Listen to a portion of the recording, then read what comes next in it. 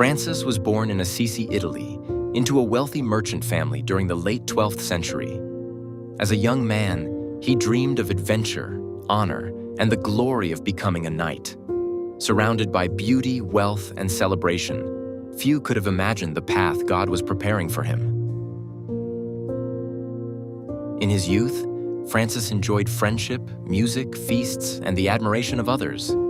He longed for success and dreamed of becoming a famous warrior. To many people in Assisi, he appeared to have everything the world could offer. Hoping for honor and glory in battle, Francis joined the conflict between Assisi and Perugia. Instead, he was captured and imprisoned for many months in a dark and difficult prison cell. During this time of suffering and isolation, the dreams that once filled his heart slowly began to change. After his release from prison, Francis spent more time alone in prayer and reflection. One day, while praying inside the small church of San Damiano, he heard Christ speak to him from the crucifix. "Francis, repair my church." At first, he believed he was being called to rebuild a broken chapel. But God was preparing him for something far greater. Like many people of his time, Francis once feared and avoided lepers. But as his heart began changing, he started caring for the sick, the poor, and those rejected by society. In serving the suffering with compassion and humility, he discovered a deeper love for Christ. As his faith deepened, Francis began giving away his money, caring for the poor, and living a simpler life devoted to God.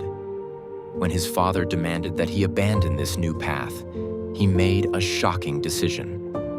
Standing before the people of Assisi, Francis gave back everything he owned and chose a life of poverty, humility, and complete trust in God.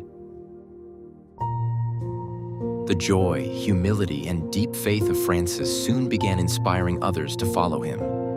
Men from different backgrounds left behind their old lives and joined him in a simple brotherhood devoted to prayer, charity, and the gospel. What began as a small group of companions would soon become the Franciscan order. To Francis, all creation reflected the beauty and goodness of God. According to tradition, he once stopped to preach to a flock of birds, encouraging them to praise their Creator through their songs and freedom. Every part of creation became a reminder to him of God's love and presence. He spoke of the sun, moon, earth, and animals as brothers and sisters under one Creator. His love for nature flowed from a deep love for God and a desire to live simply and peacefully. Even centuries later, Francis remains remembered for his message of peace, humility, and harmony with creation.